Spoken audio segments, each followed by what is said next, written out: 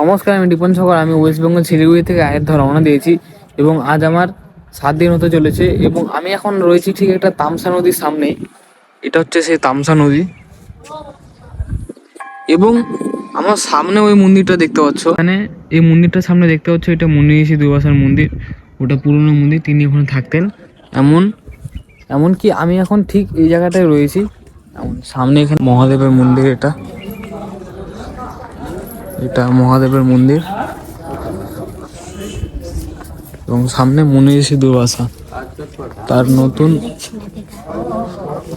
তার নতুন মূর্তি এখানে বসানো হয়েছে এই যে।